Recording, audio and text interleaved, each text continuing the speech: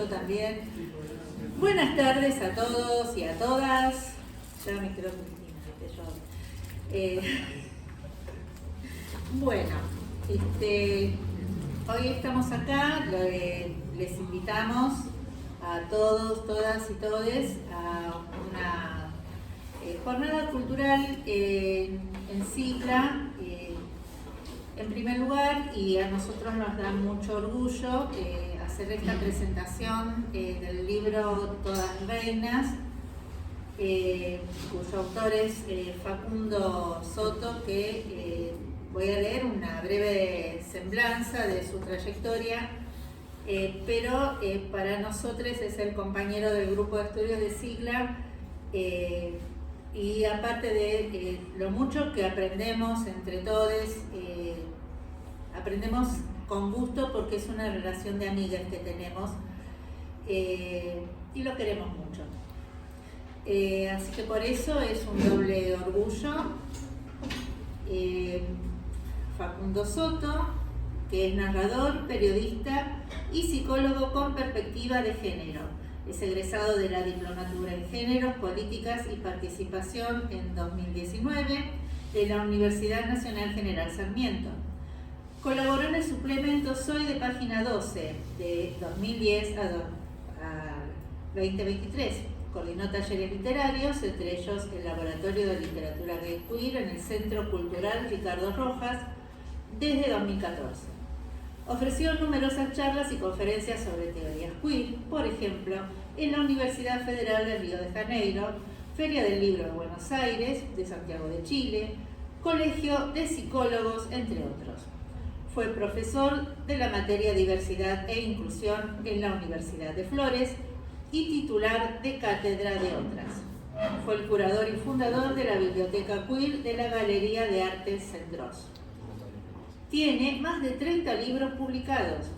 Entre ellos se destacan Juego de Chicos, Crónicas de Fútbol Gay, Taller Literario, Vivan los Putos, Fotocopia, Conversaciones con Washington Cucurto, Alegría, Las Inferiores, Ioshua, La Biografía, Notas Maricas, entre otros. Así que bueno, con mucho gusto vamos a empezar este conversatorio. Le voy a ceder la palabra a nuestro queridísimo Facundo Soto.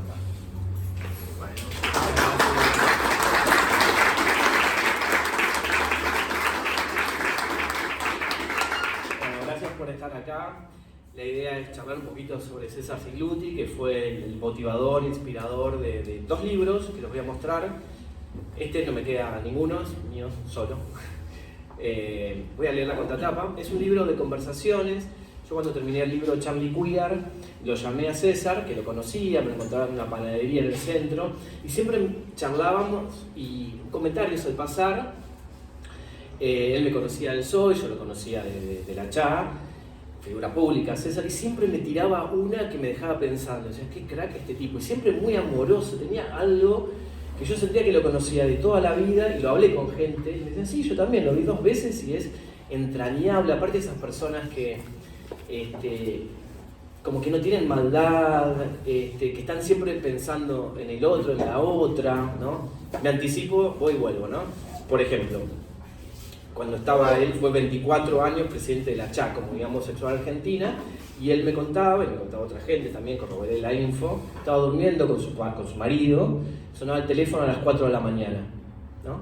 Una chica trans que nunca había visto en su vida, que se había llevado en una redada en contramano, en algún lugar, y él se ponía el saco y la corbata, iba y la sacaba, ¿no? A veces no estaba el abogado de la CHA y se hacía pasar por abogado, cosas como muy bizarras, con tal de cumplir su objetivo, que era ayudar a gente de la comunidad, ¿no? Así yo lo veía tipo como un superhéroe, digo, qué genial, ¿no? Porque hay que levantarse a las 4 de la mañana, ir a buscar una desconocida, que después por ahí se hacían amigues, o por ahí no la veía nunca más en la vida, pero no le importaba, él tenía esa vocación, esa cosa increíble. Un día en la panadería de la calle San Martín me dijo, querida, él hablaba en femenino, me agarraba la mano, Facunda, me decía, está todo bien con garchar por ahí, qué sé yo, pero nosotros en la comunidad nos debemos algo, el tema del amor. Al principio fue una explosión que nos liberamos, dice, y ahora tenemos una deuda con gente de nuestra comunidad de ir por el lado del amor, hay mucha gente solita que quiere otra... Yo me digo, ¿qué dice este tipo? Y después, como le decía a Carlos, después de 2 o 3 días a uno le cae la ficha y digo, qué loco este tipo lo que dice, qué crack, ¿no? Bueno, con el tema de la... vuelvo. Con el tema del HIV, en una época ustedes saben que fue heavy, te echaban del laburo, ese tipo de cosas. Bueno, hacían muchas manifestaciones para que la gente se pueda reincorporar a los trabajos cuando eran por motivos discriminatorios. Bueno, hay un montón de cosas que cuando yo lo llamé para preguntarle si le parecía que Charly era un ícono gay, queer, más allá de la sexualidad de Charly García, dice sí, quería, obvio, en todas las fiestas poníamos a Charly, Sandra Mianovich, Celeste Carballo y para de contar. Sí, nuestra amiga Charly. Después lo corroboré con gente, con Charly también. Él se autopercibe queer, Charly, lesbiana. Entonces, en ese mismo llamado telefónico le dije, él me dice, bueno, y ahora terminás con Charly queer, ¿con qué vas a seguir? Y yo ahí tenía ganas de decirle, con vos. Pero viste, como un chico que se le quiere declarar al otro, que te da nervios y vergüenza, y digo, le digo, no le digo, un silencio gélido. Y le digo, con vos, ay, me dejás muda, me dice, bueno, déjame que lo piense. Bueno, arreglamos tomar un cafecito en la semana, y se largó a contarme cosas que dije, pará, ya te empiezo a grabar, o sea, ya me diste el sí, le digo, sí, dale, me dice. Porque empezó a contar cosas que digo, que me pasa con mucha gente, ¿no? No sé si muchas, pero con algunas personas que digo, si esto no lo escribimos, no queda en algún lugar, se pierde. Y es genial. O sea, Carlos Jaure y César Sigluti fueron las primeras personas, las dos, que en la casa de César se les ocurrió hacer la marcha del orgullo. La marcha no era del orgullo, la marcha de, ayúdenme, de la dignidad, ¿no? La marcha de la dignidad, año 91, 92, después se acaban en el 92, y debatían eso, ¿no? Entonces César le dice, pero ¿por qué no ponemos como en Estados Unidos, ¿no? Después de Stonewall en el 68, se empezaron a hacer conmemoraciones por esa revuelta de Stonewall del 68, que se llamaban Pride, orgullo. Y César le dice, Pride en inglés, en español es orgullo. ¿Pero orgullo de qué? Dice que ahí también lidiar con gente de la comunidad que decía, pero nosotros no estamos orgullosos de nada. Bueno, fue también como concientizar a gente de la comunidad que frente a la vergüenza que nos hicieron tener por ser maricas, homosexuales, putos, travestis, trans, lesbianas, no hay que tener ninguna vergüenza de que cada uno es como es, ¿no? Parece una obviedad, pero frente a esos insultos, esos agravios, decía César, la respuesta es orgullo, soy lo que soy, decía Sandra Mianovich, ¿no? Cantaba. Bueno, fueron conversaciones súper lindas, todo el tiempo aprendía cosas, flasheaba, sentía una conexión, habíamos estado en los mismos lugares muchas veces. De esas conversaciones se desprende este libro, Conversaciones, que está en Mercado Libre, y bueno, vino la pandemia. Él me dijo, no, paremos un poquito, esto ya va a pasar, nos vamos a volver a juntar, el face to face, el cafecito, 1 o 2 veces por semana, como hacíamos, van a volver. Y él no quería Zoom. Después, en la última etapa, empezó a dar entrevistas por Zoom. Yo lo tenía en la cabeza llamarlo y decir, bueno, retomemos, y ahí al poquito tiempo falleció. Bueno, y dio lugar a un libro de, no sé, 300 páginas, 330 páginas, todas reinas, que acá quieren saber por qué todas reinas, ya lo saben, pero bueno, 24 años de presidencia de la CHA, hay que estar 24 años al mando, ¿no? Liderando una organización LGBT. Y acá cuento un montón de cosas, después si quieren les leo los títulos del índice, ¿no? Porque lo que hice fue como contextualizar mucho también, ¿no? Para poder entender dónde estamos ahora hay que mirar un poco el pasado, ¿no? Año 84, cuando se creó la CHA, ustedes saben, en el sótano de Contramano, bueno, era estaba todo por construir, no había marchas, la marcha recién vino en el año 92, César cuenta que compró la revista Diferente, después si quieren les leo un pedacito de eso, una de las primeras revistas gays, que venía con un folder negro y después roja, algunos. Bueno, también está bueno que después charlemos, porque pueden aportar un montón de recuerdos y cosas. Y ahí apareció la dirección de la CHA, la calle Diagonal Norte, no me acuerdo, 655, no sé qué. Y bueno, estuvo dando vueltas por la manzana y no se animaba a entrar. Y él no era del barrio, no lo conocía nadie. Bueno, hay un montón de cosas. Empezó a escribir los boletines con seudónimo, no firmaba como César. Hasta que se murió Carlos, él no daba su nombre y apellido. Después háganme acordar y les cuento una anécdota muy interesante que me contó con la hermana. Le digo, te estoy grabando, esto sale en el libro. Sí, me dice. Él muy libre también. En ningún momento se censuró o autocensuró. Bueno, para dar la palabra a mis compas, les leo esto. O ¿alguien quiere leer este pedacito? ¿Tiene ganas? Estaría bueno. Velo. La dejo que se siente acá. Sí. Mira, leete esto. Bien cerca del micrófono. Presentate, porque reina. Presentate para... Bueno, mi nombre es Milagros y... Bueno, ¿empiezo? Dale. En la secundaria empezó la cosa de ser marica. En la primaria, no. Yo moría por las muñecas de mis hermanas. Mi mamá tuvo actos muy fuertes. Una vez me puso un vestido. Me paró en la mesada de la cocina y yo me moría de vergüenza porque pasaban los soldados. Uno que para mí era como un segundo papá y yo estaba muerta de vergüenza. Cuando nosotras empezamos a trabajar con las travestis fue duro. Hasta en mi trabajo me decían, ¿pero qué tienen que ver las travestis con ustedes? Y nuestra propia comunidad también lo decía. Ellas tienen otra forma de ser, decían. Ellas se prostituyen y nosotras no. El SIDA, querida, nos devastó. El SIDA fue tremendo. Toda esa generación, mucha gente no quería saber que lo tenía. Cuando murió Carlos Jáuregui, hicimos una marcha con el ataúd envuelto en la bandera del arco iris, llevándolo por Avenida de Mayo, de Plaza de Mayo al Congreso. A Carlos le gustaban mucho las comedias musicales y nos había pedido que le pusiéramos la música de Los Miserables. Un activista había llevado el compact disc y lo pusimos, pero yo no me la banqué. Me parecía que no combinaba y pedí que la sacaran. No iba con el sentimiento que había en el aire.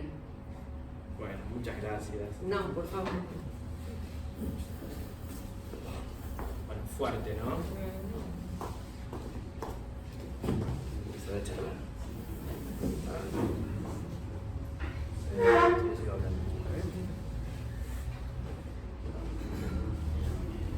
Dale. Ay.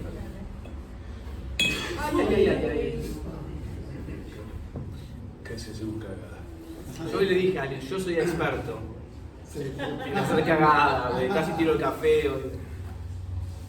Bueno, Facu, primero, la primera pregunta que te vamos a hacer es ¿por qué el título del libro? ¿Por qué Todas Reinas?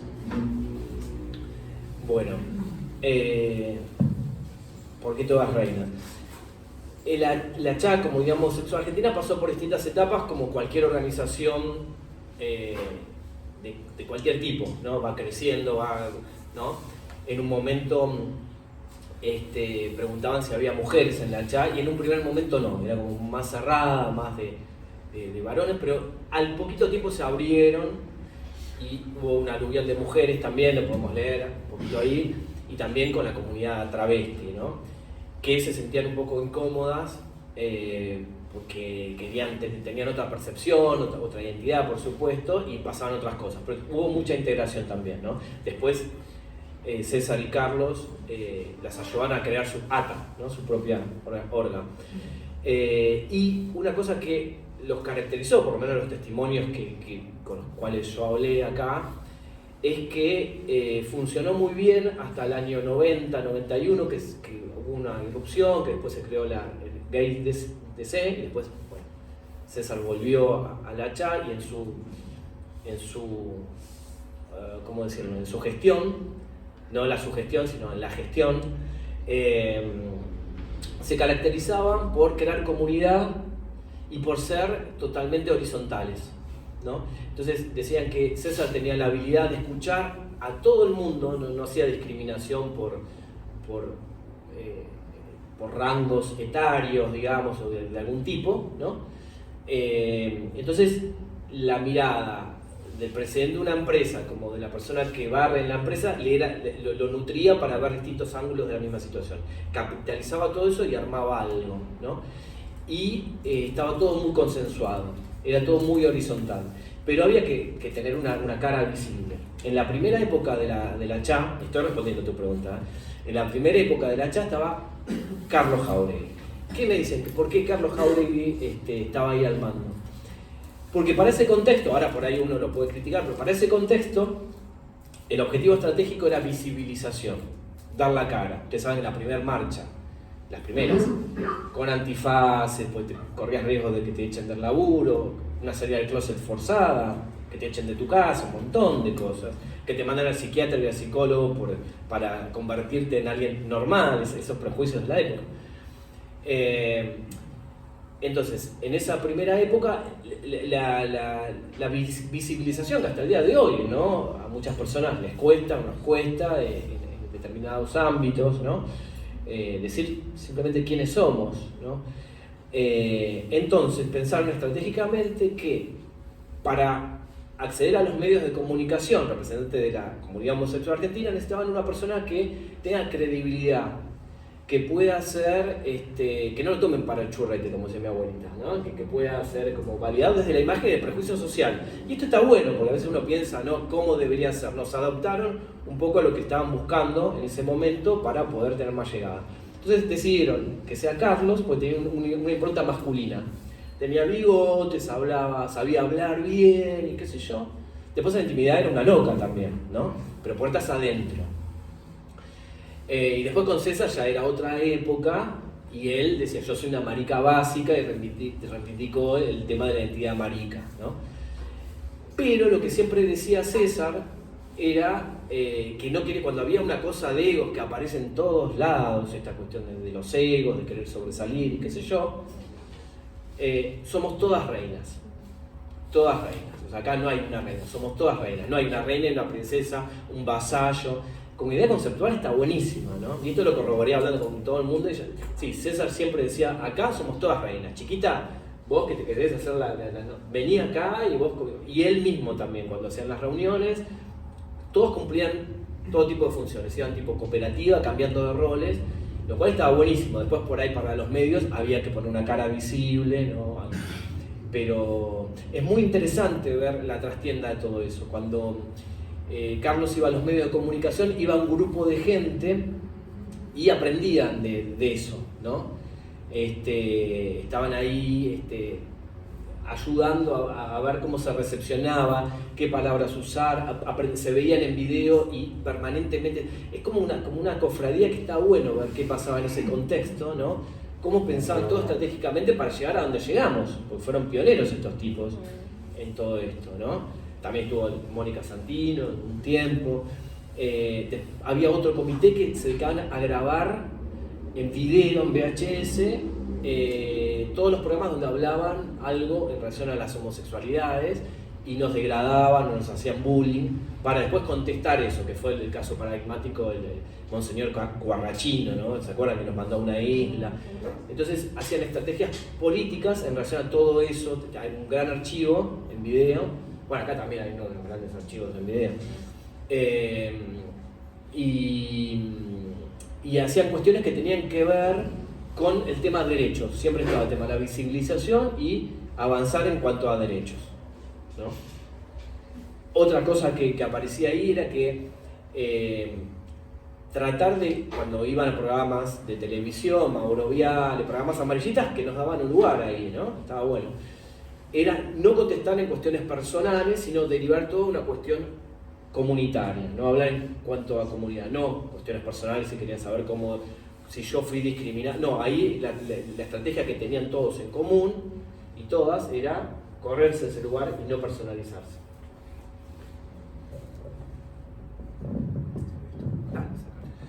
Cuidado con el agua. Vamos a hacer casi lo mismo.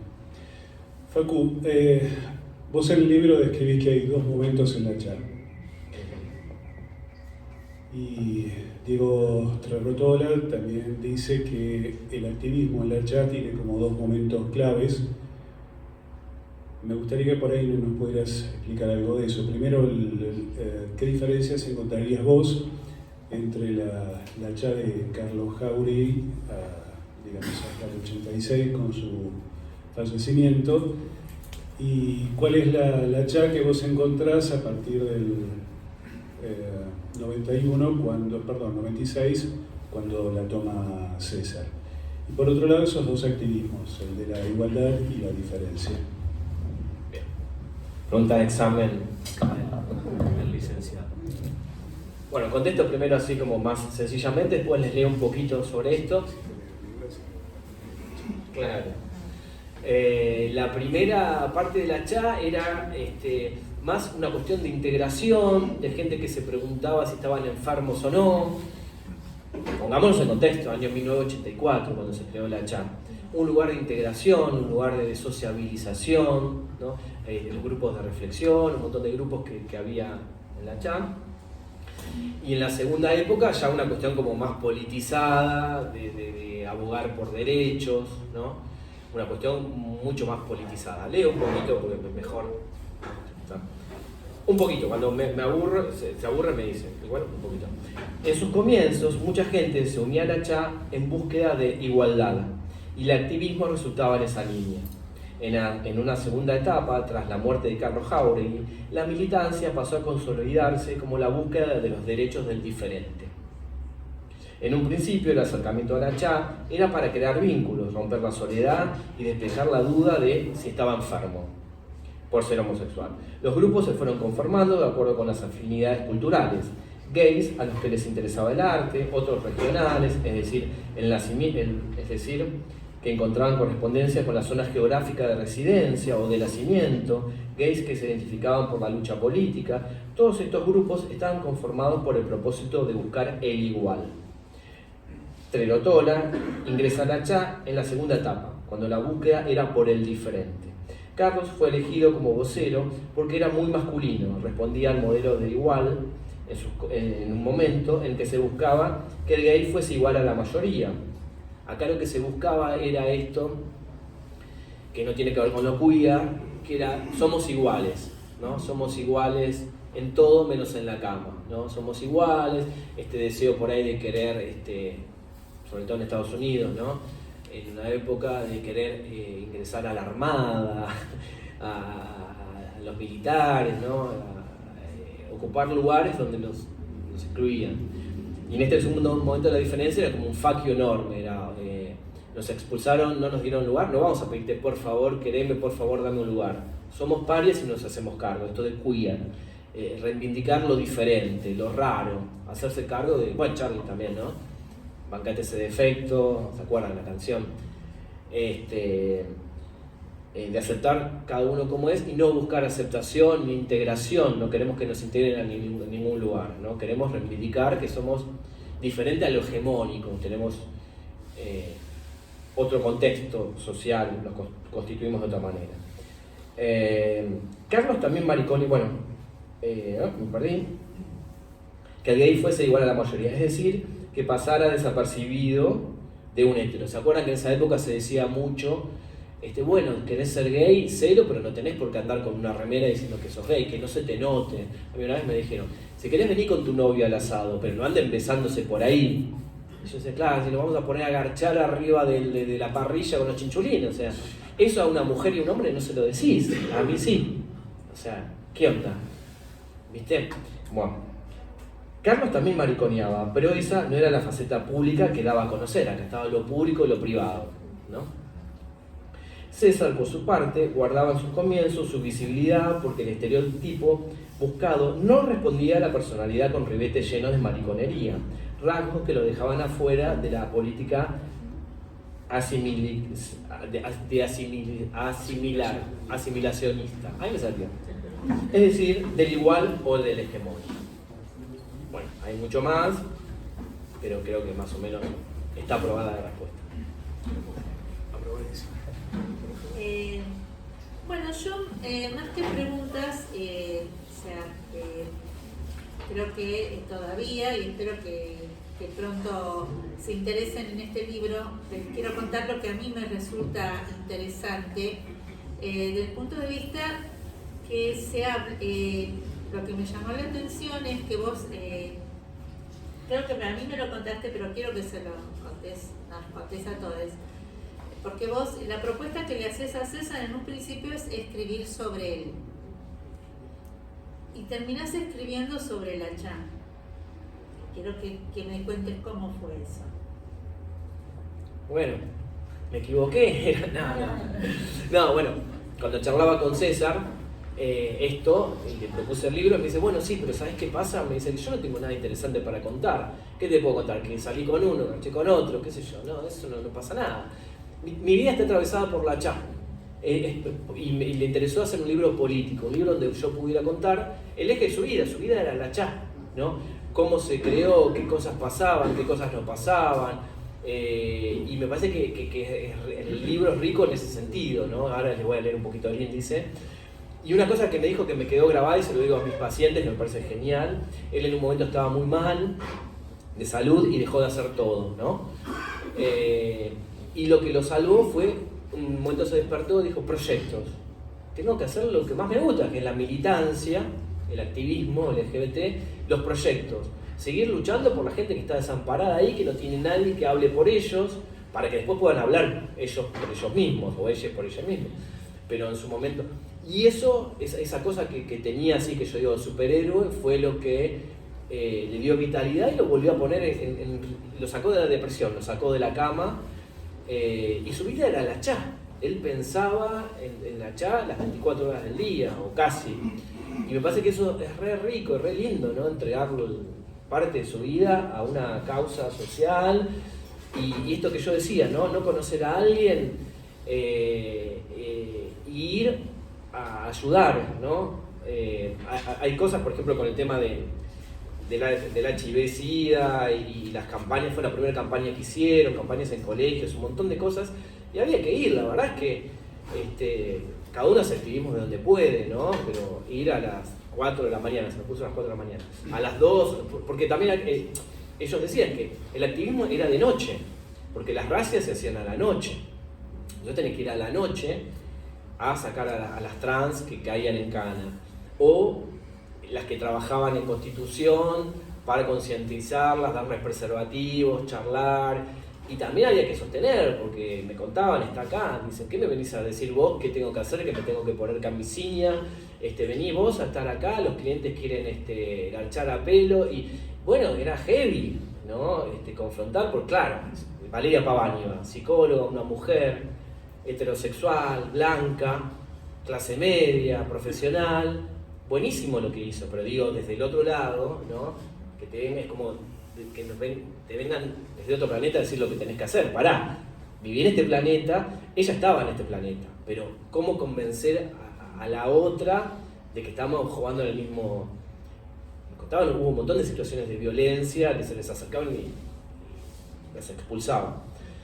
Algunas cositas, a mí me apasiona esto, no sé si vieron la película Milk, bueno, tiene mucho de eso también, ¿no? Esa cosa de luchar y de pensar en el otro, dejar de ser egoístas por un momento, después volvamos, pero bueno, no tanto. La aldea gay, ustedes no sé si saben, después charlemos, me parece que es interesante charlar. La aldea gay, ¿saben lo que fue? Bueno, atrás de la... ¿Querés contarlo o...? Recuerdo un artículo de un muchacho que lo había comentado en Clarín, era gente humilde, o sea, era una villa de emergencia, que estaba en la reserva ecológica. Exactamente, atrás de Ciudad Universitaria, antes se decía una villa de emergencia, ahora se dice barrio popular, ¿no? Pero lo mismo, sí. En realidad era como una tontería. Claro, Era como claro, el 91 que tenía claro. las edificaciones, ¿no? Claro. Una tontería. Sí, y la Chá se metió muy fuerte con eso, que estaba buenísimo, con una mirada, digamos, por fuera de la norma. ¿En qué sentido? Primero, que entendió que la gente se asociaba ahí para vivir en comunidad, porque necesitamos lazos, estamos acá porque nos unen las mismas causas. Entonces, se asociaban porque en otros lugares eran discriminados, discriminadas, ¿no? Después cuando lograron, por ejemplo, tener, que les daban como un alquiler en algún lugar, en una casa en Palermo, yo fui en Palermo, no, en San Telmo, me acuerdo que había un graffiti en rosa que decía "Maricas unidas jamás serán vencidas", y yo lo vi y me emocioné. Bueno, querían que fuesen ahí, pero que dejaran los perros y los gatos y esos animales que tenían.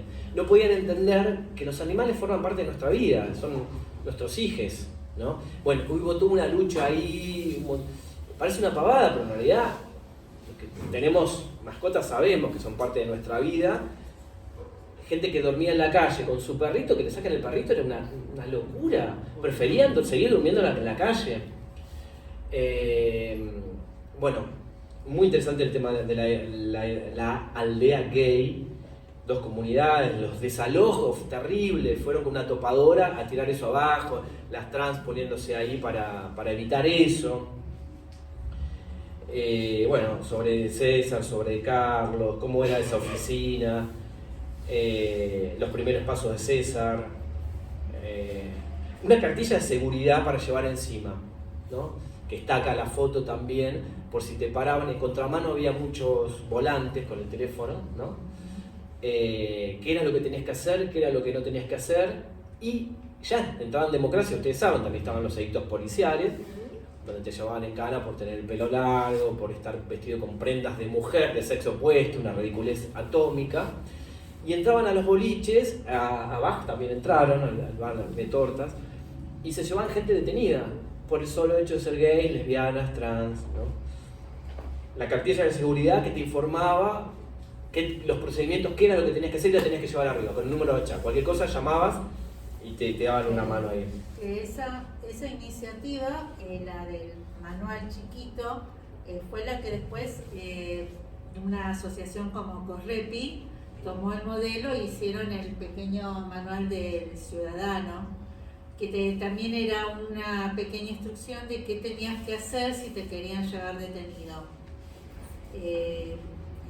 Pero la primera vez que se hizo ese tipo de iniciativa fue en la Chá, y después lo hizo Correpi para la ciudadanía en general. Esto se hizo en la época previa al 2001, cuando estaban muy al corriente las detenciones arbitrarias entre las poblaciones adolescentes marrones del conurbano, cuando había sucedido lo de Bulacio, y el tema del gatillo fácil estaba como muy candente. Correpi tuvo esta iniciativa, pero la verdad es que surgió, y acá digamos en nuestro archivo en algún momento lo vamos a tener digitalizado, tenemos ejemplares de esos manualcitos que se distribuían en los boliches. Me voy, pero vuelvo. No. Les invitamos a todos después, si quieren participar de actividades de sigla. El grupo de estudio también está abierto. Hay cupos todavía. Y si hay gente que le gusta investigar, bueno, sigla yo creo que tiene el mayor archivo LGBT. Hay cosas que son increíbles, que las tocamos con guantes. Primeras entrevistas de Néstor Perlón en el año 74, 72. Hay avisos, fotos de Luana Berkins. Cosas pero increíbles que tenemos acá en este archivo, que es una delicia eso. Algo vamos a hacer en algún momento. Ari. Yo, Facu, ahora te voy a hacer una pregunta como para traer el tema a estos tiempos, pero en la idea de traernos, por ahí lo que me pedían es si hacemos un impasse de 1 minuto para que la gente que está parada se pueda sentar, aprovechando que todavía hay lugares libres. ¿Les parece? Siéntense, siéntense. Acá adelante. hay lugar adelante.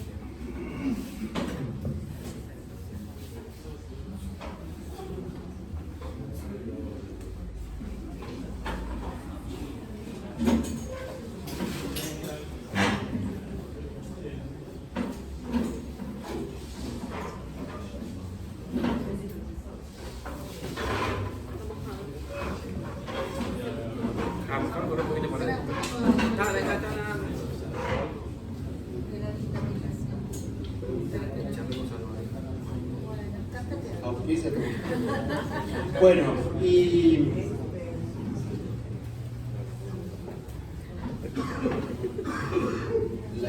la pregunta también es la idea de abrir la posibilidad, no sé si al debate, pero sí a la reflexión conjunta de, como planteó Facu, de cuestiones en común a partir o de la lectura del libro o de la charla de Facu, es, bueno, dadas las entrevistas que vos tuviste con César, dada la trayectoria de César de estos más de 20 años al frente de la CHA, si él estuviera acá, ¿qué crees que nos diría como militantes, como parte de un colectivo, como parte de una organización respecto de qué características personales, que un poco, bueno, vos las contaste, tenía César como para ese liderazgo, pero qué cosas podríamos usar quienes militamos o formamos parte de una institución o de una agrupación respecto de lo que queda pendiente, ¿no? Porque si uno mira la biografía de César, parecería que todo está logrado, porque ya a las 4 de la mañana nadie sale a correr por una racia, por lo menos por ahora, no sé, porque los tiempos pueden retroceder, por alguien que esté en un boliche gay. Pero sin duda, esta gente que sabe tener como una mirada aguda y que mira para el futuro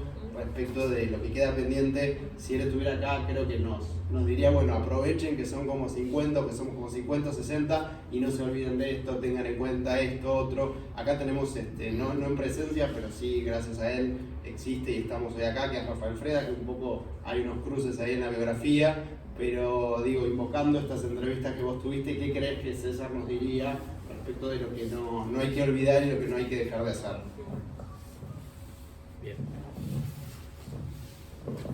Bueno, primero voy a leer algo que dijo César y después voy a decir lo que yo creo, después de haber leído a César y escucharlo, a ver, digamos, activismo, militancia, bueno, hay muchas fotos también que está bueno, a mí me gusta la cuestión del archivo. Después, la noche de los viernes se reunían en la calle Paraná, en el departamento de César, mucha gente a comer y a charlar, a unirse por esta cuestión de persecución, y de tolerancia y de todo, ¿no?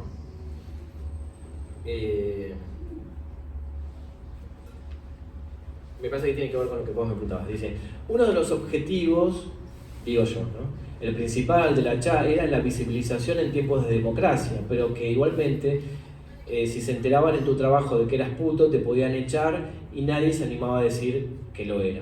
Y César dice, la visibilidad, la identidad y los derechos humanos eran los ejes que trabajábamos. Desarrollar la CHA en un marco basado en los derechos humanos nos ayudó un montón, porque fue un reconocimiento social como organización. Con Carlos íbamos todos los jueves a las marchas de las madres de Plaza de Mayo, y a ellas al principio no les gustaba que fuéramos. ¿Qué quieren los putos acá?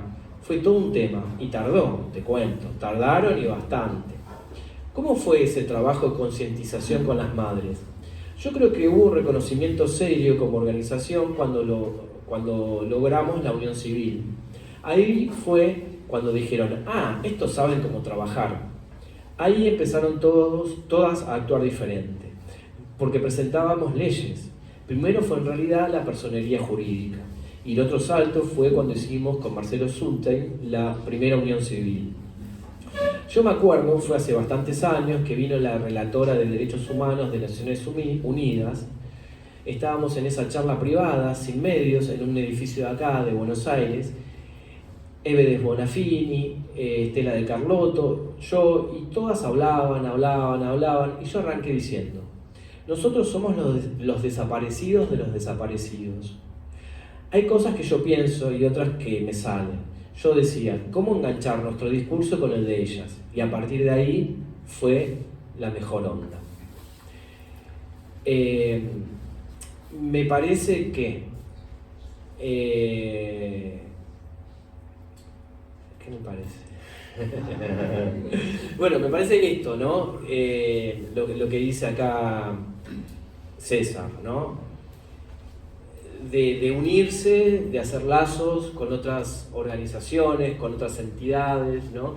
Y que hay que hacer como un trabajo de esto, ¿no? Al principio las madres no entendían por qué estábamos ahí, digo, estábamos genéricamente, ¿no?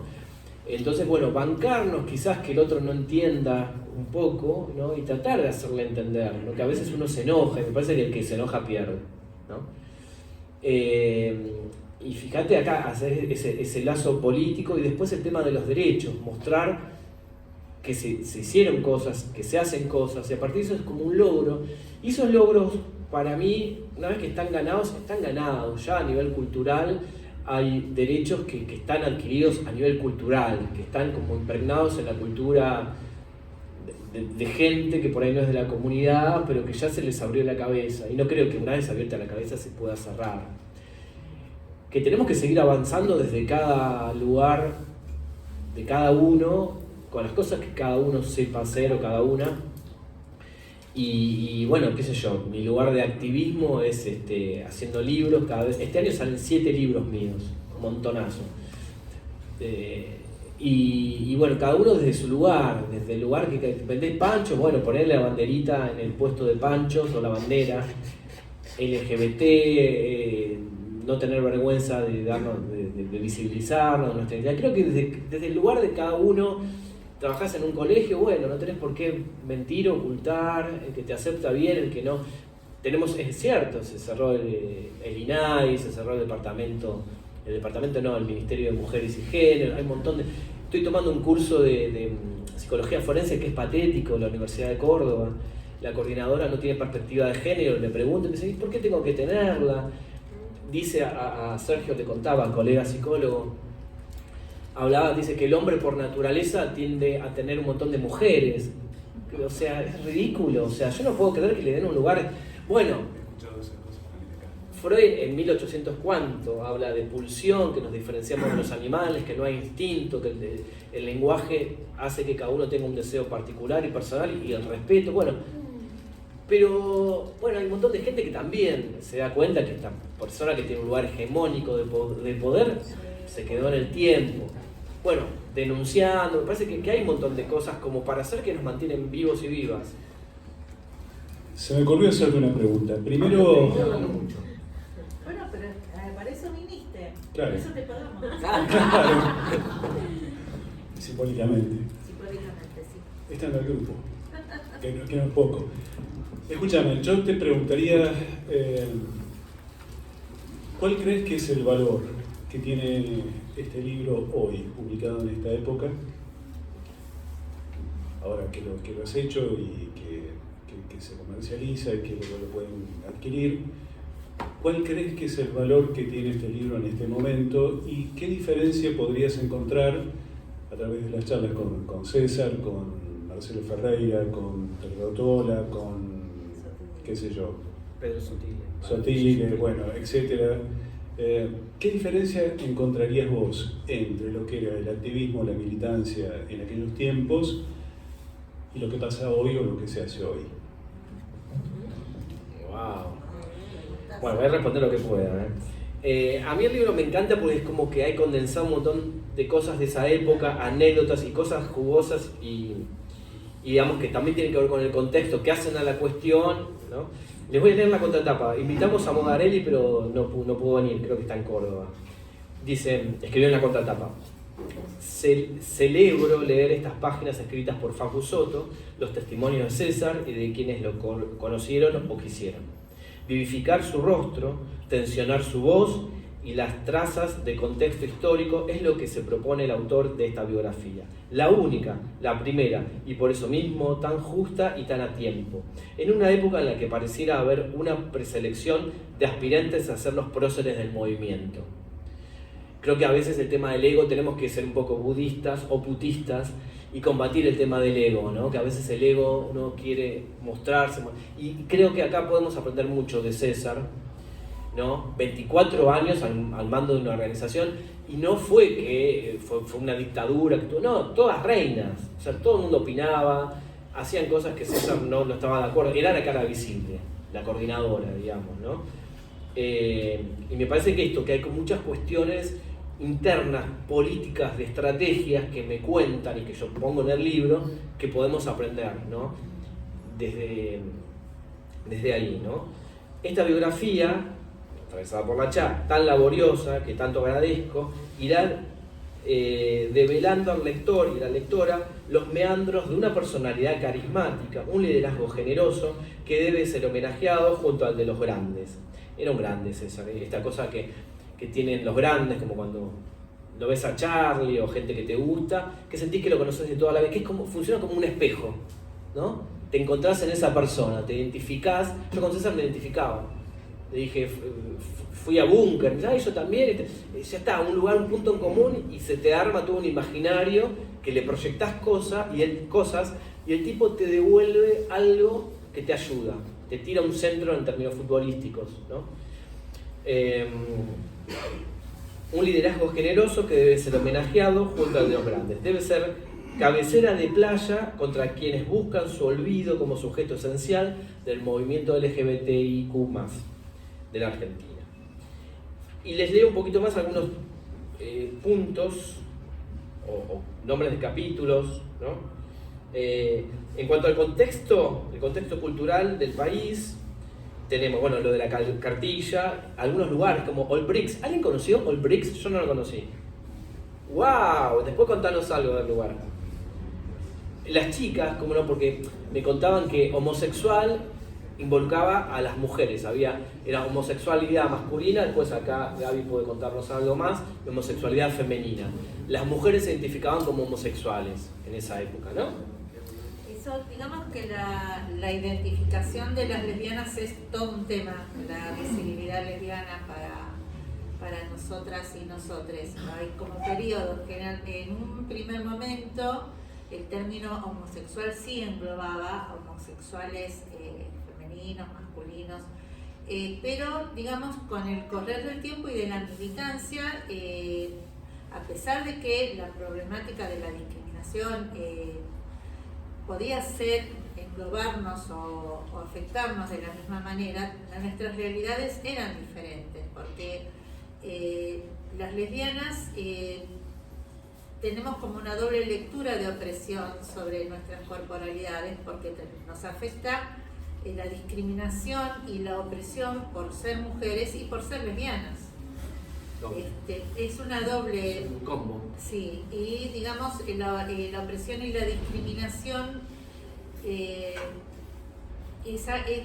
muy fuerte, y es más, la necesidad de nombrarnos lesbianas, que es por donde nos identificamos, nos daba como una entidad política diferente. Yo creo que en un primer momento sí nos englobábamos dentro del término homosexual. Creo que ahí fue importante la militancia de Ilse, cuando empieza ella a nombrarse lesbiana y a trabajar, digamos, en esa línea. Ilse tiene una formación feminista para la época muy avanzada y muy impecable, pero ella siempre insistió, y creo que es el gran valor de la militancia de Ilse, de nombrarse y nombrarnos lesbianas, porque dentro de el movimiento LGTB nosotros tenemos una realidad y una identidad que pasó por muchos estados de invisibilidad. Así que sí, hubo un momento en que sí, yo pienso que todo fue como escalando, o sea, primero nombrarse, o sea, Frente de Liberación Homosexual, que fue el antecedente de la CHA, nombrar un frente, decirse homosexual en los 70, en el 67 fue el Nuevo Mundo, que fue antes de Stonewall, era de un gran valor, o sea, estábamos hablando de algo de lo que nadie hablaba. O sea, de lo que todo el mundo miraba para otro lado, de lo que se negaba, de lo que se sancionaba y ibas preso por eso. Cuando el Frente de Liberación Homosexual con sus pancartas no llegaban a 20, se pararon en el acto de Asunción de Cámpora en Plaza de Mayo y se sacaron esa foto emblemática que salió en la revista Sí. O sea, de una plaza colmada, alrededor de esa pancarta no había nadie, porque nadie quería que lo identificaran con ese lema. Y cantaban, no somos putos, no somos faloperos, somos no sé qué. Claro. Sí. Déjame Acá, ¿qué pasó? Sin tirar agua. Una cosita más con respecto al tema de, es cierto, hay como un momento donde el término homosexual es más abarcativo y es no solamente la palabra homosexual, gay, las mujeres se referían a sí mismas, como vos decías, como mujeres gays o mujeres homosexuales, pero el término homosexual también abarcaba también en ese momento a lo que sería el colectivo trans o los travestis. Es decir, que hay un momento donde primero tiene esta apertura de término, es un término impuesto por la psiquiatría y después pasa a ser un término más restringido para referirse a los varones gays únicamente. Pero lo interesante es que nosotros hoy, y esto es lo que muchas veces trabajamos en un grupo de estudio, es que hemos preferido usar otros términos, hemos reivindicado términos como puto, trolo, cosas por el estilo, maricas, porque son reapropiaciones simbólicas, y si mal no me acuerdo, me tienen que ayudar un poquito ustedes, creo que en algún momento habíamos leído un término de Judith Butler que creo que a esto se refería como performatividad queer, la reapropiación de algunos términos para utilizarlos con otro sentido. Sí, pero ahora me pongo nacionalista y Perlonger ya lo había dicho. No importa quién fue primero, pero Perlonger decía, ¿no? Una anécdota que lo bulleaban, le hacían bullying por puto, ¿no? Porque era muy marica y él no se afanaba en ocultarlo. Entonces en un momento se cansó de eso, entonces cuando iba a algún lugar y se presentaba decía, yo soy la Néstor, soy puto. Entonces ahí empezó el concepto de algo peyorativo, que era un insulto, pasar en una cadena significante a cobrar otra significación. Entonces quedaban descolocados y decían, bueno, yo te quería insultar con puto, ahora qué te digo. Si vos mismo te estás diciendo puto, no, descolocaba a la gente. Sergio, justamente yo te iba a pasar la palabra por el tema homosexual, para que contaras, así que genial, ya lo... Sí. Iba a decir algo que me olvidé ahora. Bien, en cuanto estamos como vamos con el tiempo. Bueno, un poco de contexto, cuento un poquito algunas cosas y ahí te doy. Los primeros lugares donde teníamos como contexto para que cuando tenemos que agarrar un lugar, la revista Eroticón, Satiricón tenía un suplemento, Homo Eroticón, que le empezó a dar un lugar LGBT, ¿no? Nos empezó a dar un lugar donde había fotos de hombres desnudos. Oscar Hermes Villoldo, el chaqueño, escribía ahí. Me acordé.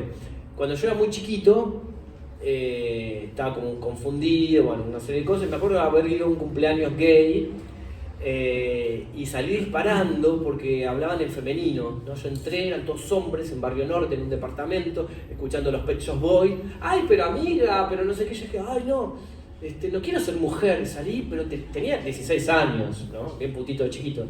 Y salí despavorido. Entonces, este libro me permitió también investigar algunas cuestiones personales, ¿no? Sobre la A de loca, ¿no? Y el editor de Radar de Página 12, Claudio Seiger, que también tiene muchos libros, me aclaró mucho, y también César y también un montón de gente.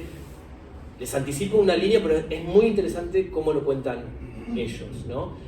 Que era como un código de complicidad, ¿no? Así como, qué sé yo, no sé, hay un código para hablar algo de una complicidad, era como estamos en el mismo bando, no significaba querer ser mujer, que está todo válido si te sentís mujer y querés ser mujer, pero pasaba por otro lugar, era una cuestión de códigos, que yo no lo sabía entender y tenía muchos miedos, muchos prejuicios, ¿no? Y bueno, distintas voces van hablando, contando esto, la identidad marica, César se autopercibía como identidad marica, ni puto, ni homosexual, ni gay, ni nada de eso. Gay DC, ¿qué más tenemos? Kenny De Micheli, una de las primeras travestis que formó parte de la CHA, Nadia, Marlene, el departamento de la calle Paraná no tiene desperdicio las cosas que pasaban ahí, ¿no? Y una interclase de todo tipo de gente y de gente de la cultura, gente que no, muy interesante, ¿no? Comían fideos, después terminaban bailando hasta altas horas de la madrugada. Era como un búnker de encuentro donde pasaban cosas, intercambiaban películas, veían películas, toda una cosa interesantísima. solidaridad. Bueno, César, el papá de César era militar. Y muy loco que lo aceptó enseguida, y yo creo que por eso él decía que no hacía activismo, hacía militancia, ¿no? Estaba como una cosa firme, que tenía ese ideal, iba por ese lado. Hay una anécdota, no sé, tragicómica diría yo, de César, que contó que cuando él salió del closet tuvo una pelea con la hermana. Yo por eso en las biografías no entrevisto familiares, es una regla que tengo que... Entonces cuando él salió del closet tuvo una discusión con la hermana, que es médica cirujana, y le decía, bueno César, vos querés ir a programas de televisión y decir que sos César Sigluti, es mi apellido también. Entonces vos me tenés que llamar y preguntar y decir a qué programa vas, y yo te digo si sí o si no. Entonces César, muy lúcido como era, decía, bueno, ok, vos cuando vas a abrir un cuerpo, llamame y yo te digo si puedes usar tu nombre, el apellido nuestro, ¿no? Para operar a tal persona o no. A tal persona lo operás con tu apellido y a tal otro no. O sea, heavy, ¿no? Y el padre salió en la revista Clarín, abrazando al hijo, ¿no? Haciéndose cargo. Bueno, voy redondeando. Se decía como marica básica, bueno. También muchas cuestiones del activismo que podemos tomar con la cuestión cultural, hacer muchas performances, de esposarse en determinados lugares, hacer una marcha disfrazados de un montón de gente de época en determinados lugares. Cuento mucho sobre Búnker, está el famoso Cartografías del Deseo, se llama esto, lugares, ¿no? Lugares de encuentro de la época. El famoso túnel de Búnker, pude hablar con el dueño de Búnker, yo tenía una hipótesis de por qué ese lugar se había constituido de esa manera, y él me cuenta por qué, y en un momento me cuenta también, que no lo voy a contar porque ya estamos, salió con esos frappé con hielo, y les tiraba hielo porque no quería que se conformara eso, que después fue institucionalizado y fue uno de los lugares típicos del lugar. Los tarjeteros, bueno, un montón de cosas. Basta. Bueno, hablamos un poquito. Bueno,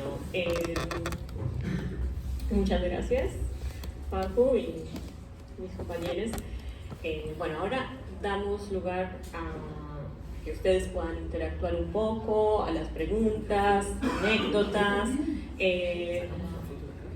Nada, hicimos un recorrido un poco histórico, entonces me imagino que habrá despertado distintas preguntas en algunas, así que bienvenidas las preguntas o comentarios que tengan. Sí, estaría bueno charlar un poquito, a ver qué piensan de todo esto. Es como un viaje en el tiempo, pero me parece que nos permite pensar cosas políticas actuales, puntos de identificación, puntos de disidencia. ¿Qué es eso? ¿Por qué les parece?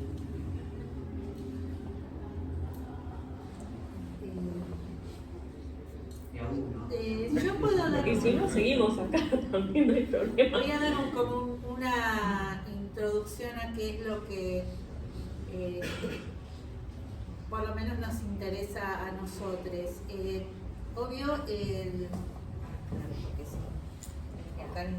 es que yo con los instrumentos fálicos mucho no la voy, por eso me olvido.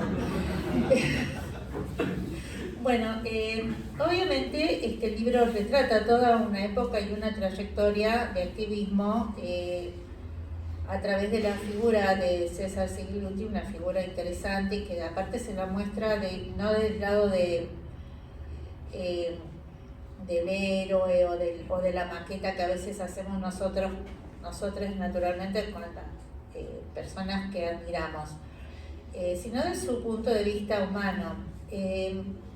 Pero yo que me pongo un poco territorial acá, quiero recalcar que nosotros como institución también Sigla fue fundada por una persona que también fue pionera, y nuestra institución también es una de las instituciones pioneras y que ha tenido una trayectoria en toda esta historia, por ahí paralela a la CHAI, por ahí con objetivos que en alguna medida fueron diferentes, pero que han tenido mucho valor en esta historia. O sea, yo como hitos importantes quiero destacar que, por ejemplo, mucha de la gestión de la personería jurídica de la CHA la llevó adelante Rafael Freda, por ejemplo, o que esto lo recordó hace poco en un acto que se hizo sobre el aniversario del matrimonio igualitario. También tuvimos a María Rashid, que recordaba en ese momento que el primer proyecto que perdió rápidamente, que no llegó, creo que no llegó a tener estado parlamentario, el primer proyecto de partenariato, también lo elevó Sigla, lo elevó Rafael Freda, y que también de la redacción de Rafael Freda y partieron mucho de los basamentos de la ley de ESI, porque recordemos que Rafael Freda era docente, y que también como hito dentro de ese trabajo que fue conseguir derechos, que fue un trabajo de hormiga, donde muchos referentes fueron como consiguiendo distintos puntos o distintos avances pequeñitos, como un trabajo de hormiga. Rafael Freda consiguió, y fue el primero que consiguió, que una obra social reconociera a su pareja, antes todavía de la unión civil y del matrimonio igualitario. O sea, eso que no conseguía nadie, Rafael Freda la luchó y la consiguió. Yo, tal vez porque como eso que nos pasa a todos, que qué va a cantar tangos ese si es mi vecino, a lo mejor nosotros lo perdemos un poco de vista porque lo tenemos cercano, porque lo conocimos, porque a lo mejor nos hemos peleado con él en algún momento. Pero bueno, yo me puse territorial, y creo que también reconozcamos que entre todos los luchadores pioneros, Carlos Jáuregui, Sotile, César, Freda tiene su lugar dentro de los pioneros, María Rashid, Ilse Fuscova, bueno, la gente del FLH obviamente. ¿Quién? El pastor Roberto González, que aparte siempre hubo mucha amistad entre Roberto y Rafael Freda, y entre las instituciones, entre ICM y Sigla, siempre hubo un trabajo en común. Ah, sí. Sí, pues yo lo estoy mirando a ver si participa, pero no se da por enterado. Porque bueno, uno de los fundadores de Sigla hoy nos acompaña, es Edgardo Fernández Segma, y yo lo miro a él a ver si me equivoco, si me hace un guiño, si quiere participar, pero no, nada. No se da por enterado, pero bueno. Ahora va a participar. En el sombrerito. A Ilse la quise entrevistar, pero ya estaba muy grande, tenía con problemas de memoria.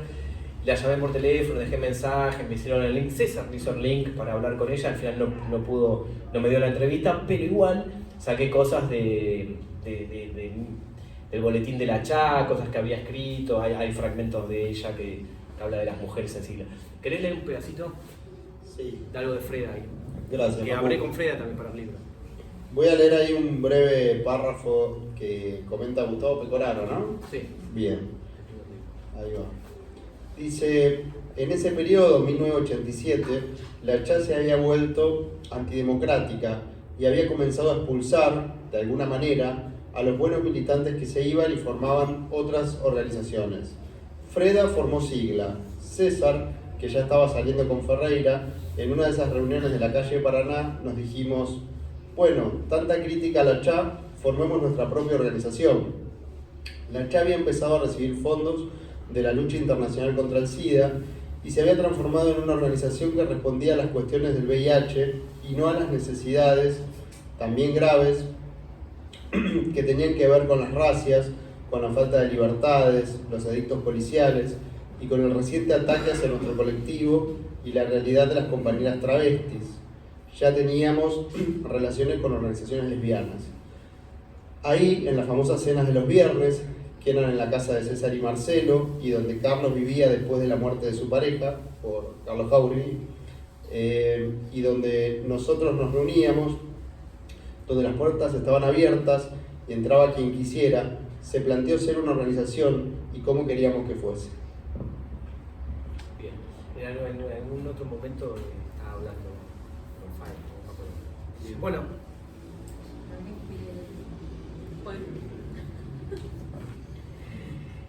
¿Alguna pregunta, algún comentario?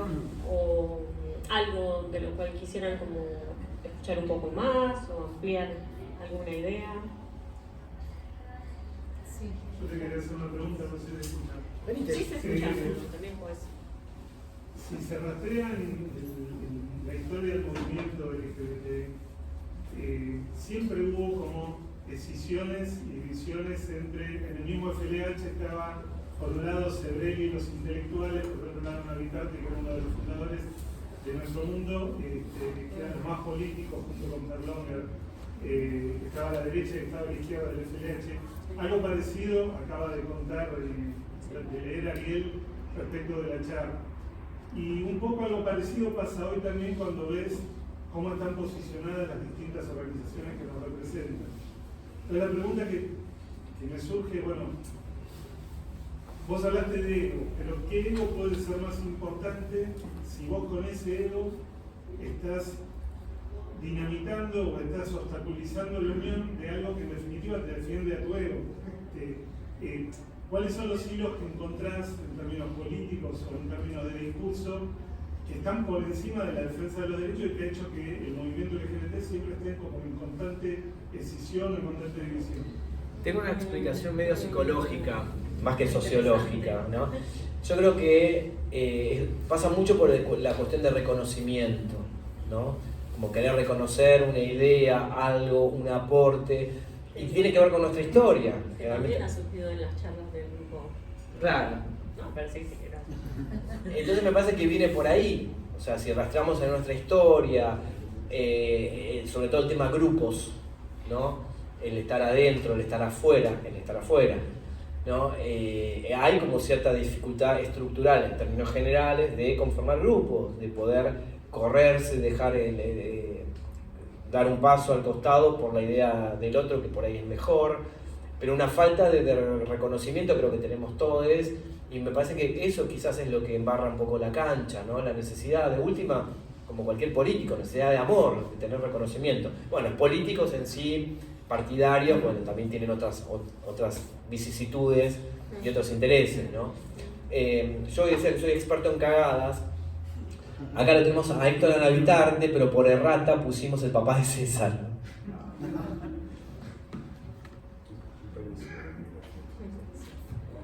Pero está buena la pregunta, es para pensar, digamos, no tengo la respuesta, esa es mi interpretación. Te doy vuelta la pregunta en este caso, ¿cuál ves vos que es hoy el desafío que se enfrenta y que podría ser el factor de cohesión de toda esta por toda esta atomización de... ¿Vos qué pensás de eso?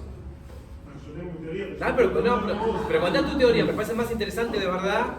El desafío hoy es claramente... Vente acá.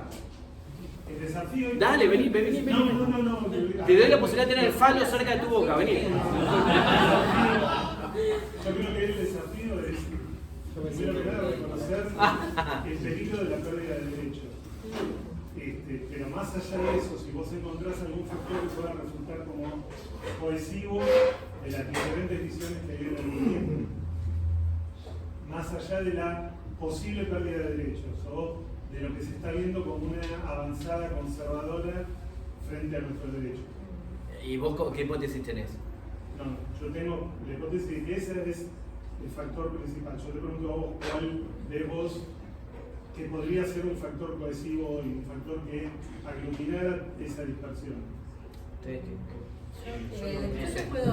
Solo una cosa, volviendo a la pregunta anterior, retomo algo que yo alguna vez comenté, pero que escuché muy al pasar y esas cosas que uno se queda para la vida. Una militante feminista dijo, y vamos a ver si se puede aplicar en otros grupos. Dice, nosotros dentro del feminismo, nosotras tuvimos que trabajar mucho, dice, la heteronorma dentro nuestra, dice, porque se dieron cuenta que cada una de ellas en general, a pesar de ser feministas, tenían la visión de que de la otra mujer no podían confiar, que iba a competir con ellas. Fíjense, todas estas inoculaciones mentales del machismo y la heteronorma. Y digo, lo que nos podemos preguntar es, en los grupos gays, ¿nos pasa más o menos lo mismo? ¿No nos pasa un poco eso de cuidado con la loca, porque la loca es bífida, la loca es venenosa? Estos dichos, que parecen tan ingenuos y tan repetidos, son casi la garantía de que la heteronorma va a triunfar aún en lo más central de los movimientos de la diversidad. Si nosotros no reflexionamos sobre eso, si no nos damos cuenta de lo profundamente inoculadas que están esas concepciones del otro gay, que en realidad somos nosotros mismos, porque ahí estamos espejados, lo que nosotros decimos del otro, en realidad lo estamos diciendo de nosotros mismos. Entonces, me pareció como muy potente lo que decía esta mujer respecto del trabajo que habían tenido que tener dentro del movimiento feminista para sacar todo el vagamento que había de la inoculación machista y de la heteronorma respecto de las mujeres, porque ellas de alguna manera lo reproducían en las relaciones entre ellas mismas, ¿no? Bueno, tal vez nosotros los gays, las lesbianas, podamos pensar si eso mismo no nos ocurre en alguna medida y si no se aplica en alguna medida para nuestras relaciones y nuestros vínculos, en la militancia y en la vida. De hecho, sí, estaba pensando que algo que nos hicieron cargo durante mucho tiempo, si uno lee, por ejemplo, escritos sobre psicología, sobre todo. Cuando nosotros, antes de 1990, estábamos englobados por la OMS como enfermos o como básicamente dentro de alguna categoría de la perversión. Una de las cosas que se repetía mucho dentro de la psicología y particularmente del psicoanálisis de aquella época, no de hoy, es que había una especie de pregnancia narcisista en nuestra constitución.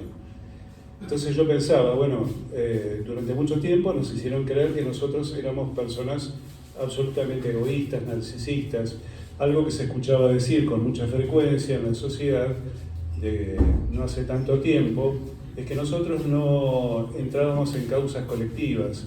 En general nos preocupábamos de forma más individualista, éramos más consumistas, no nos preocupábamos demasiado por el otro y que en general tratábamos de, incluso por eso no formábamos pareja, porque no teníamos intenciones de compartir o, por ejemplo, consensuar con el otro. Es decir, este componente narcisista actuaba en contra de nosotros. Lo que yo me pregunto, un poco por lo que dice Ariel, es si en realidad lo que hemos padecido es la interiorización, la incorporación o la asimilación de esas nociones o de esas creencias, y las hemos repetido, las hemos actuado.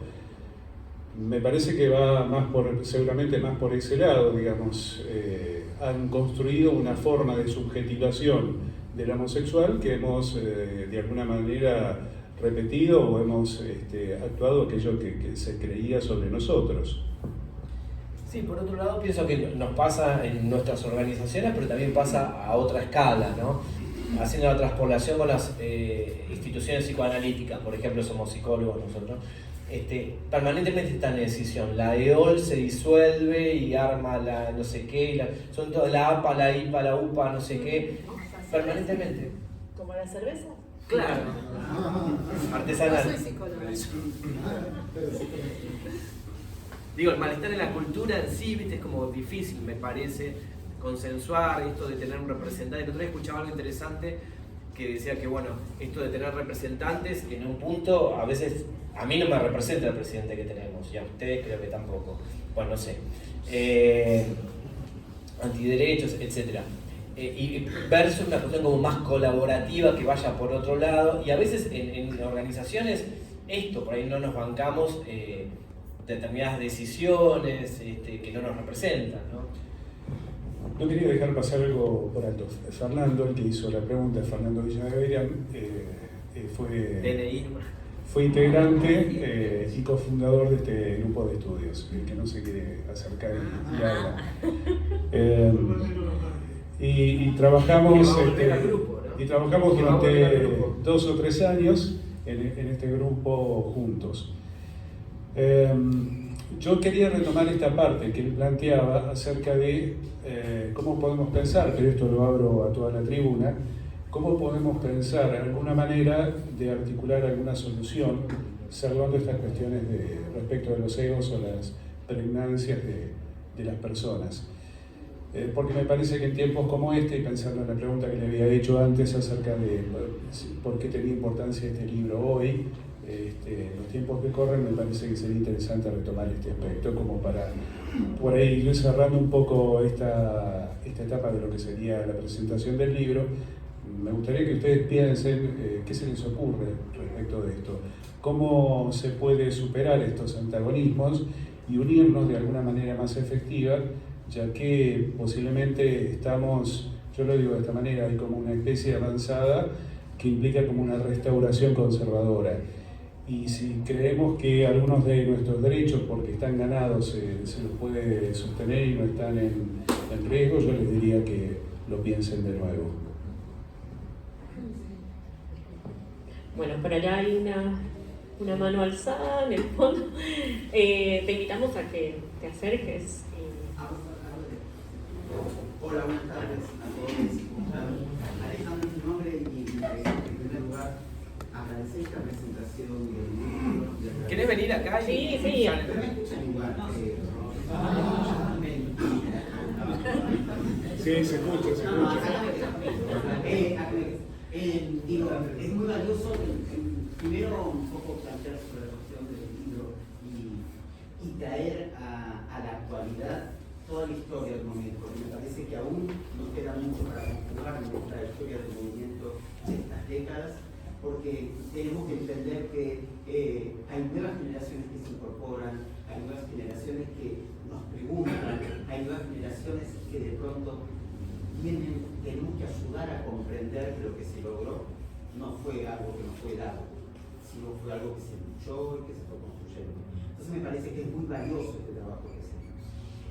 Con respecto a qué nos pasa hoy, digo, un poco esto, trayendo por ejemplo estos problemas que tiene la comunidad, sin embargo traigo a colación que las leyes que se lograron con mucha unidad para trabajar esas leyes.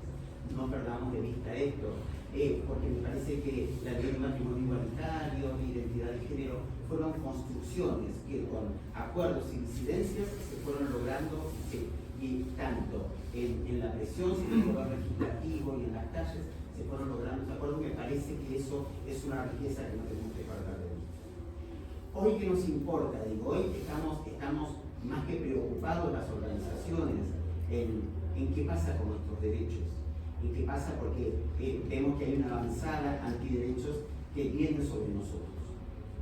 Y acá hay una cuestión, en primer lugar, me niego a ser víctima. Soy sujeto de derecho. Somos las organizaciones sujetos de derecho. Pero no somos víctimas. Por lo tanto, lo que defendemos como sujetos de derecho. Eso como una condición básica. Y la otra es esto, darnos la oportunidad de conocernos y reconocernos. Entender el trabajo del otro sin pretender al otro imponer nada, aprender, enriquecernos, y esto es una experiencia muy rica que venimos haciendo, en este caso en el nombre del Club de Osos y Sigla, y me parece que eso es lo valioso, empezar a escuchar al otro, a entender al otro, porque me parece que en ese espacio, y cada uno seguirá con su trabajo, con sus incentivos, con sus objetivos, pero encontrarnos, saber dónde estamos y saber acompañarnos y luchar juntos, eso me parece que hace la diferencia hoy, como para estar preparados para lo que se viene. Totalmente, me parece que no hay que tener miedo a perder los derechos, sino seguir luchando, haciendo cosas desde nuestro lugar. Y hay un cantito que cantan, que está buenísimo, que es: salimos del closet, al closet no volvemos nunca más. O sea, ya ahí dimos un paso gigante. La primera marcha eran 300 personas, dice César. La última, ¿cuántos fueron? No sé, 500.000 personas o algo así, ¿no? 500.000 personas. Somos muchos, muchas y muchos. Entonces, bueno, juntémonos, sigamos para adelante, ¿no? Bueno, a propósito de esto, creo que se había presentado, pero el que habló fue Alejandro, y Alejandro es el presidente ya en la segunda comisión del Club de Osos. Y el Club de Osos últimamente está trabajando en colaboración con Sigla, así que esta es una de las propuestas, es una de las cosas que se puede hacer para responder un poco a esta pregunta. Hay una pregunta más y damos lugar al próximo. Hay dos preguntas más y preguntas, damos sí. lugar a lo que sigue. Que creo que es bailongo, ¿no? me parece que es interesante plantearnos que si la dictadura no fue lo suficientemente persuasiva en nuestra sociedad como para justamente no tener un futuro de generaciones que sigan luchando. Los que lucharon, los que lograron un montón de derechos eran antes de la dictadura. Y la dictadura me parece que en ese sentido sí triunfó desgraciadamente en que las nuevas generaciones no se interesen de la misma manera en que estábamos politizados nosotros en nuestra época. Y también otra pregunta que nos deberíamos hacer es por qué nosotros no motivamos a las nuevas generaciones a que participen en nuestras agrupaciones, no importa en cuáles, porque divisiones siempre va a haber, naturaleza humana, ¿se entiende? O sea, lo importante es que haya muchísimas agrupaciones, pero algo no estamos haciendo bien para que haya un rebrote fuerte de hiperfascismo. Yo ya ni siquiera lo voy a llamar neofascismo, de hiperfascismo, que es lógico, que no es propio, ¿no? La Argentina no es un país en el cual los movimientos neonazis prendieron, pero sí tendríamos que empezar a entender esto que dijo el compañero. Hay una cosa de que las locas somos egoístas, que nos cuesta muchísimo, no sé si esa cosa narcisista había que plantearlo desde la psicología. ¿Qué queremos hacer? ¿Por qué nos cuesta tanto agruparnos, tener una idea en común? Pero aparte, no solamente, fíjense lo que hizo César. César se unió a Madres no porque sí. Claro, estratégicamente. No porque sí. Bueno, entonces, de la misma manera, hay que aprender mucho de las construcciones, pero también tenemos mucho para, digamos, sabemos que el sujeto postmoderno es onanista, es individualista, o sea, hay un montón de cosas que ya sabemos y que tendríamos que trabajar, hacer una investigación interesante para ver de qué manera motivamos a las nuevas generaciones a que realmente se pongan. Está buenísimo, yo me llevo tu pregunta, está bueno para reflexionar. Hay dos preguntitas más y sí. Vamos cerrando. Enrique. ¿Querés venir y...? Dale, vení. ¿Y usar el micrófono? No. Me gustaría saber qué piensan ustedes en base al contexto actual a nivel político y social acerca de que es real que existe una propaganda contra nuestra comunidad, sabiendo que en términos formales y de derechos somos iguales ante la ley. Yo siempre voy por el principio básico de la Constitución Nacional, donde dice que todos somos iguales ante la ley. O sea, no sé si eso va por encima de todos los derechos que ya tenemos adquiridos. ¿Y por qué sucede que en términos informales y sociales vemos una mayor visibilidad en forma cada vez más negativa hacia nuestra comunidad? Como que existe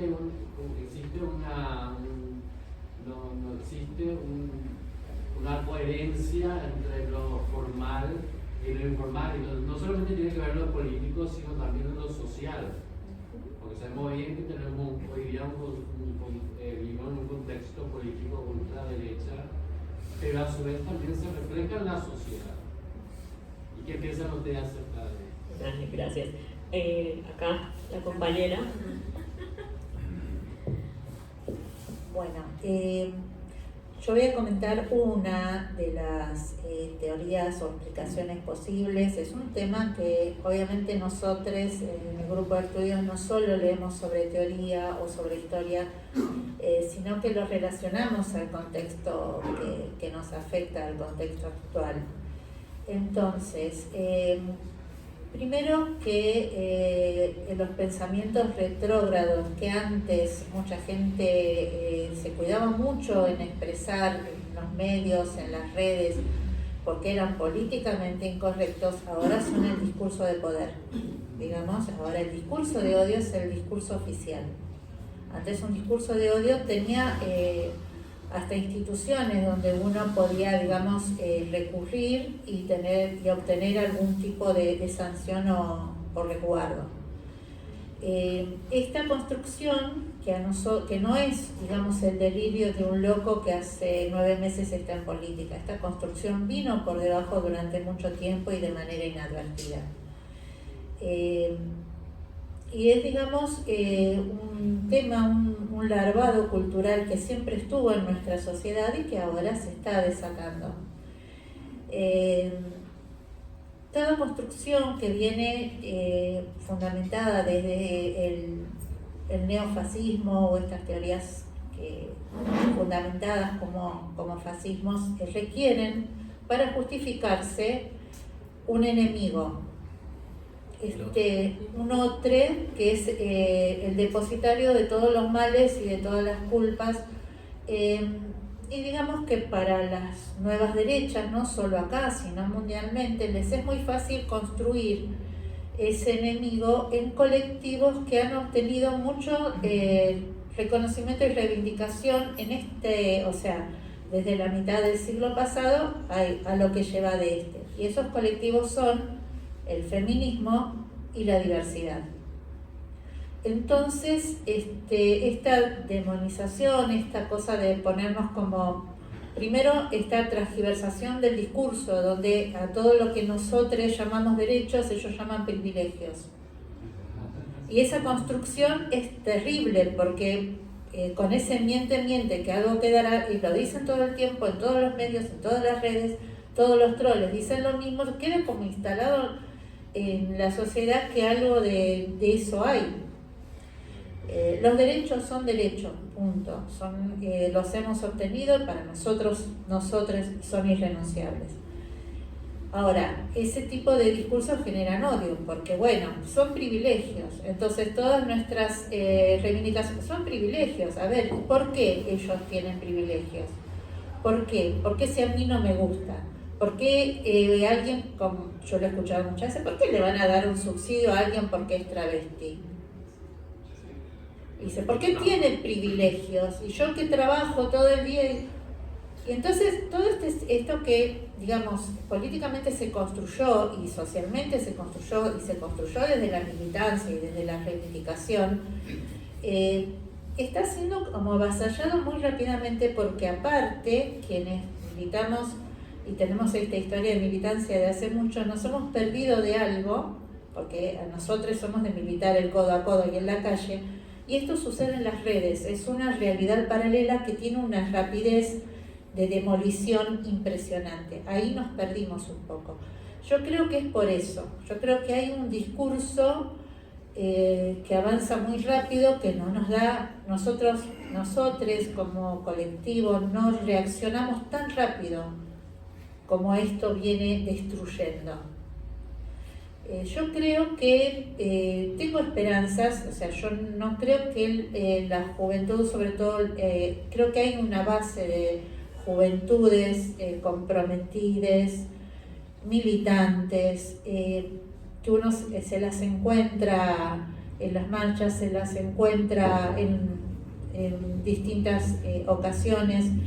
Digamos, por ahí Sigla sí no tiene un trabajo tan profundo en juventudes, porque, o sea, somos la institución que somos. O sea, yo no digo ni que está bien ni que está mal, somos este público y esta gente, y está muy bien que así sea.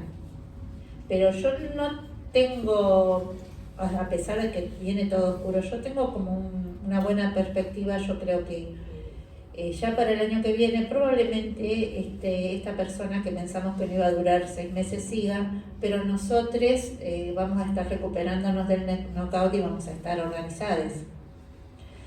Pero creo que sí, la construcción viene por ese lado. O sea, necesitaban un enemigo y vamos a bajar a quienes han tenido más trabajo social y reivindicación y reconocimiento, que son las diversidades, y el feminismo también. Me preguntaba, digo, si no hay una oportunidad ahí, ¿no? De que salgan las trans, y nosotros también, si nos permiten, y por lo menos dar la posibilidad de explicar y dar a entender de otra vez las desigualdades. Hay el cupo laboral trans de hace muy pocos años, nunca tuvieron acceso a las personas trans a tener un trabajo formal, en blanco, ni en negro, no quedaba otro. La expulsión, todo esto que nos cuentan las chicas trans, darlo a comunicar en TikTok, en redes, no sé, en algún lugar. Yo ahora hace 2 años ya que no doy más clases en la facultad, me jubilé, no doy más, pero antes siempre decía, me presentaba, ¿no? Y decía, bueno, yo soy gay, yo soy puto, qué sé yo, y después que se generaba un clima de confianza, estoy hablando, por ejemplo, ahora en la Universidad de Flores, en un contexto capital, universidad, gente universitaria, segunda, tercera clase después de haberme presentado, tengo dos gatos, ¿no? 2 hijos, 2 gatos, me preguntaban, ¿no? Profe, usted no se quiere mucho, tiene una autoestima baja, what the fuck, ¿por qué dicen eso? Y porque usted dice puto, podría ser que es homosexual, ¿por qué esa cosa de puto? No. Yo antes me enojaba, y después, bueno, una oportunidad para, acá hay algo que no se sabe, para darnos a conocer. Yo digo, bueno, y ahí empezaba con el discursito de siempre, ¿no? Ustedes tienen derecho, vos te acabas de presentar, decís que sos papá de 2 hijos, que estás casado con una chica. Bueno, yo ¿por qué no puedo decir? Tenemos ley de matrimonio igualitario, que estoy en pareja con un chico muy lindo, que tenemos 2 gatos, que soy trolo, gay, homosexual. ¿Por qué no lo puedo decir?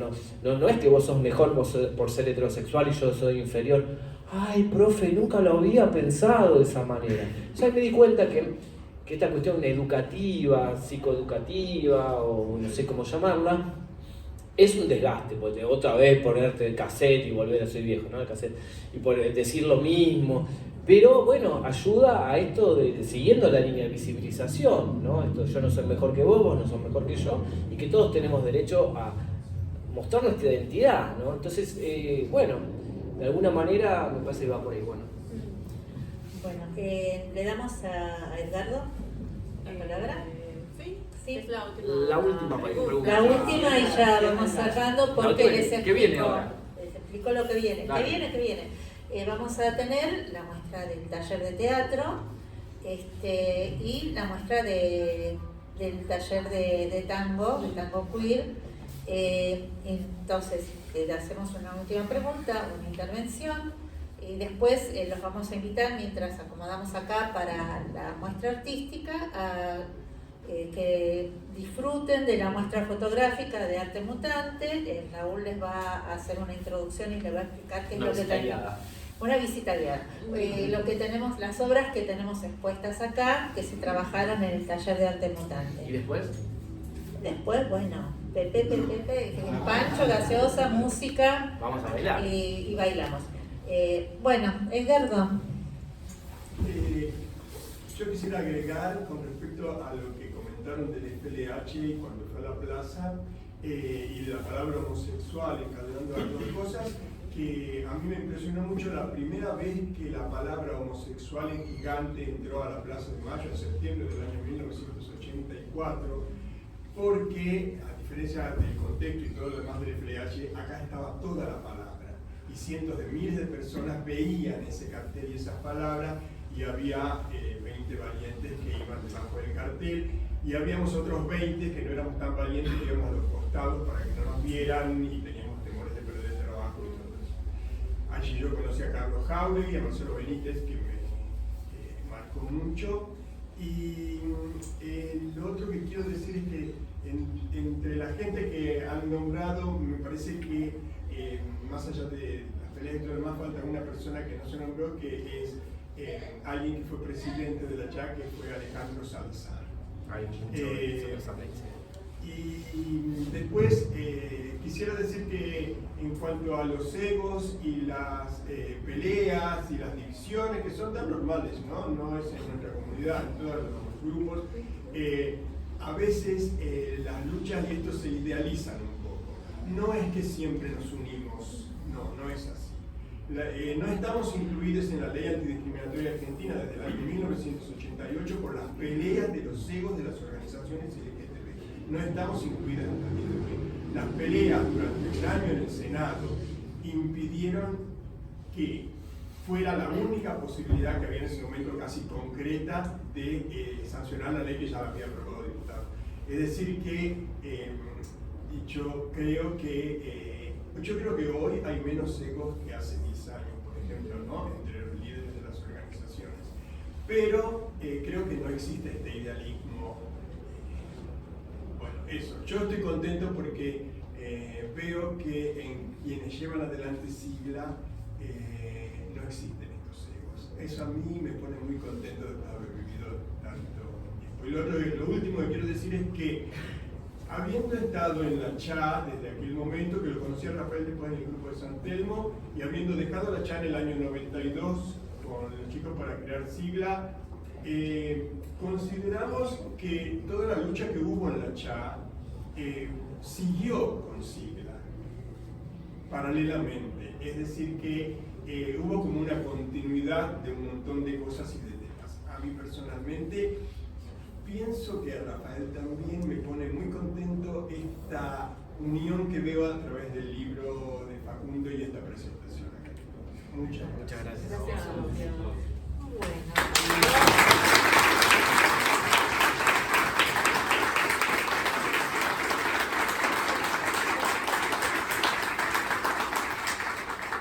Bueno, vamos a cerrar esta parte del encuentro, de la presentación del libro. Nosotros somos parte del grupo de estudios de Sigla. Están todos quienes quieran invitados, nos pueden encontrar en las redes como grupo de estudios Sigla. Nos reunimos los sábados cada 15 días porque así nos damos tiempo para leer y trabajar distintos materiales. Así que bueno, les agradecemos mucho la atención y agradecemos mucho a Facundo esta deferencia, este regalo de cariño y de conocimiento y de amistad. Poder charlar un poquito de César y de la charla y todo esto. Y Sigla, ¿no? Que surgió de ahí. Supongo hacer historia. Bueno, muchas gracias. Una cosita más. Los que quieran y les guste acercarse al grupo de estudio, surgió un mito cuando se conformó el grupo de estudio que éramos un grupo de intelectuales dentro de Sigla. Lo desmiento.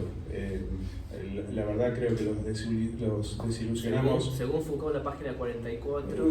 No, nos desilusionamos profundamente. Pero me parece que sí, que somos un grupo de gente que tiene mucha avidez por aprender y entender algunas cosas, así que los que tengan ganas de lo mismo están invitados a sumarse. No tenemos una lista de textos, sino que vamos abriendo entre nosotras y, digamos, siempre con apertura para sugerencias de textos dentro del grupo. Así que, bueno, bienvenidos. Gracias. Bueno, gracias. Les invitamos ahora, Raúl va a pasar, les va a explicar, les va a contar cómo surgió lo de la muestra, mientras preparamos acá las muestras de teatro y de dibujo. Muchas gracias. Gracias, chicas. Gracias, Gabriel. Una piña total. Sí, yo me acuerdo de